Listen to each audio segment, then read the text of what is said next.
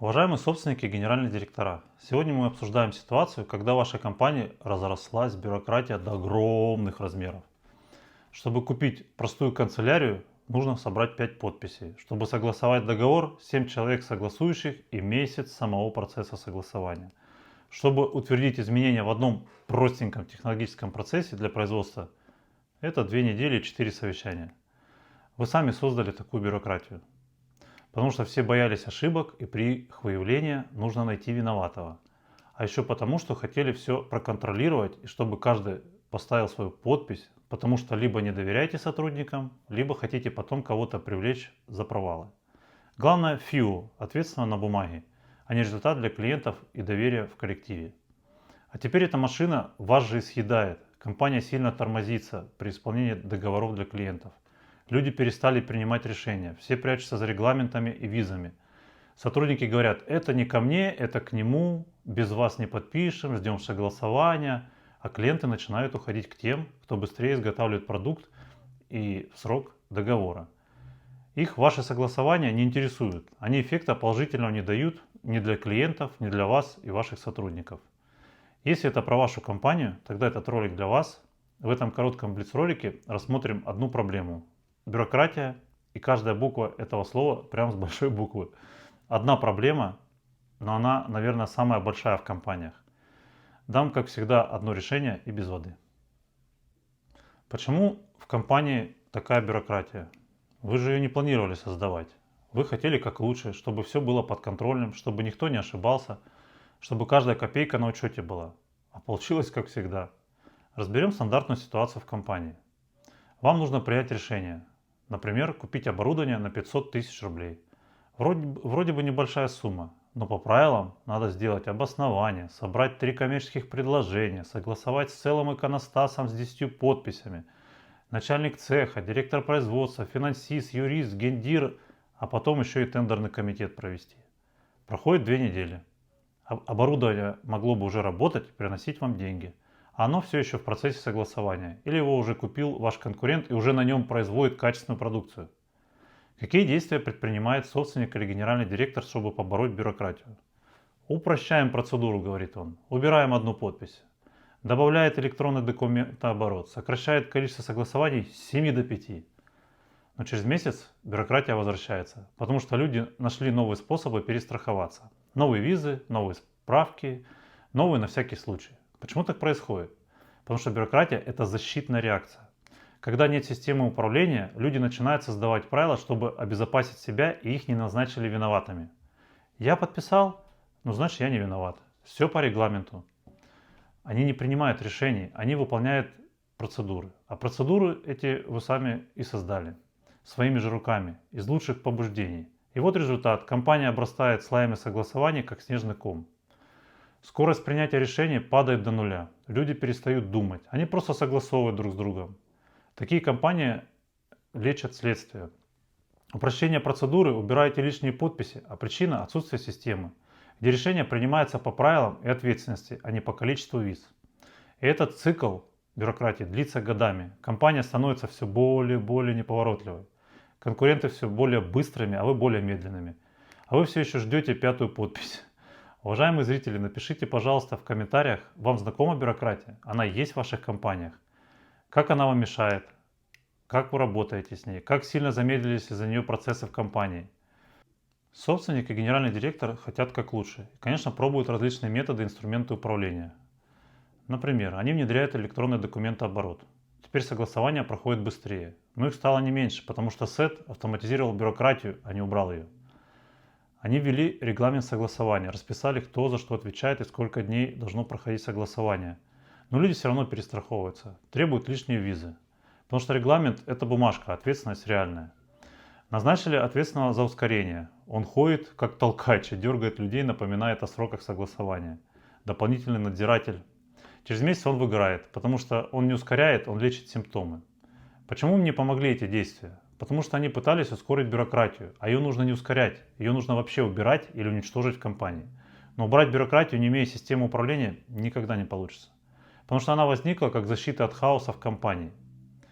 Вот как работает типичная компания с бюрократией. Никто не хочет брать ответственность. Пусть подпишут все, тогда никому ничего не будет, и я за эту работу возьмусь. Решение принимается по принципу «лишь бы не я». Сотрудники тратят 50% своего времени на согласование отчеты. Скорость реакции на изменения – недели и месяцы. Клиенты жалуются, что вы долго думаете. Вы продолжаете управлять вручную, добавляете новые регламенты, ужесточаете контроль, а бюрократия растет. Бюрократия на бюрократию получается, потому что у вас нет системы, где ответственность четко закреплена, а решение принимается по правилам, а не по согласованиям. Вот что вас ждет, если не менять процессы управления в компании. Вы потеряете клиентов, потому что быстрые конкуренты перехватят их себе. Лучшие сотрудники уйдут. Им надоест согласовывать бумажки и работать в такой хаотичной компании, где бегают с бумажками по кабинетам. Компания станет неуправляемой. Решение будет приниматься неделями и месяцами. Вы будете все глубже погружаться в бюрократию, пытаясь ее победить. Бюрократия – это очень плохо для компании и прибыли вашей. Но еще хуже, когда вы с ней боретесь старыми методами, ужесточаете контроль, добавляете новые согласования, плодите отчеты и красивые цветные презентации. Она от этого только крепчает. Посмотрите мой первый плейлист из 14 серий про архитектуру управления. Ссылка вверху на экране, там детально разобрано, как убрать бюрократию через систему, а не через новые регламенты и бюрократические инструменты. Решение есть, и оно не в том, чтобы внедрить систему электронного документооборота или сократить число согласований. Решение построить архитектуру управления, где решение принимается по правилам и ответственности, а не по количеству виз. Где бюрократия не нужна, потому что система сама определяет, кто за что отвечает и какие решения принимаются без согласования, а какие нет. И вообще, какие согласования, может быть, вообще не нужны. Как архитектура управления работает с бюрократией? Шаг 1. Мы проектируем зоны ответственности и полномочия. Четко прописываем, какие решения принимает начальник цеха без согласований. Какие директор производства, какие финансовый директор, какие генеральный. Никаких все подписывают. Четкие зоны ответственности и право подписи. Шаг 2. Настраиваем правила принятия решений. Не спроси у всех, а если решение в пределах твоих полномочий, принимай сам. Если нет, поднимай на уровень выше. Система сама распределит, кому и что решать. Шаг 3. Внедряем согласование только для нетиповых решений. И у вас в компании должно 20% решений быть нетиповые, и только они идут на согласование. А 80% должны стать типовыми согласованиями, и они принимаются по разработанным правилам без вашего участия. Вы занимаетесь только нетиповыми согласованиями в количестве 20% максимум. Шаг 4. Убираем ручные согласования. Вы теперь не подписываете каждую закупку, каждый договор и каждый приказ. Вы управляете правилами и созданием правильных процессов согласования. Вы их создаете прозрачными и понятными для всех ответственных лиц. Система теперь сама будет показывать, где нарушены полномочия, где превышена длительность согласования, а где требуется ваше вмешательство. Какие первые результаты через 3-6 месяцев? Скорость принятия решений и согласования в компании вырастет в 3-5 раз. Сотрудники перестают прятаться за согласование, они начинают решать сами и проявлять инициативу.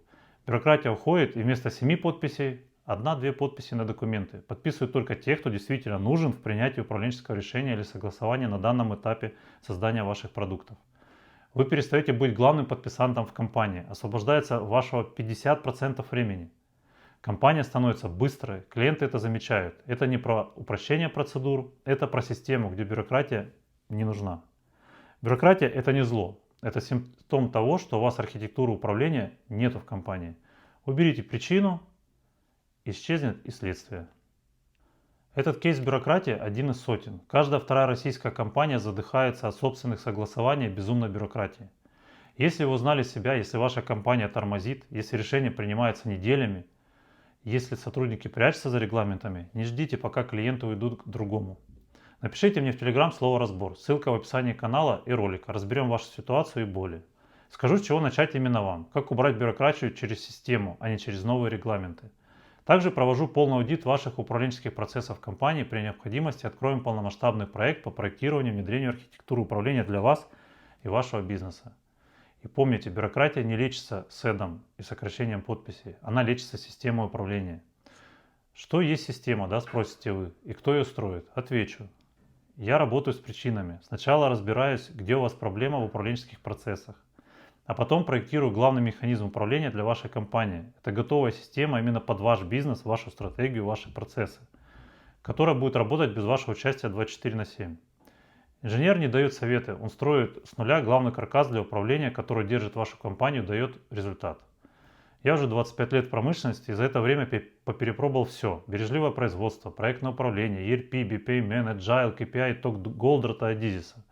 Много проб и ошибок. Многие методы не давали стабильного результата или работали только временно. Именно через эти ошибки, через практику, через путь от слесаря до генерального директора за эти годы работы в производственных компаниях я спроектировал главный фундамент, который подойдет для любой компании. Он называется архитектура управления. И он подходит не только к производственным компаниям, но и любой компании: электротехника, логистика, строительство, услуги и другие направления. Везде, где сейчас царит хаос и ручное управление. И это не очередная западная модная игрушка. Это каркас, который родился и вырос исключительно на российской производственной практике. В наших цехах, на наших заводах, с нашими людьми. Каркас, на который ложатся любые западные и российские методы и инструменты управления. Без фундамента они не работают или работают плохо. С фундаментом работают на отлично. За 25 лет я построил уже десятки систем, знаю на опыте, что работает, а что нет. Архитектуру, которую я внедряю, реально повышает производительность, возвращает управляемость компании, снижает расходы и незавершенку, ведет к прибыли и развитию. Я проектирую архитектуру управления как инженерный проект, под вашу стратегию, под ваш бизнес. И продаю вам не обычный консалтинг, а работающую систему для управления бизнесом или компанией, которая прошла проверку боем в России и Киргизии. Подписывайтесь на канал, жмите на колокольчик, чтобы не пропустить следующие выпуски. Быть сильным руководителем – это ремесло, и ему можно научиться. Увидимся в следующем ролике. Всем вам удачи!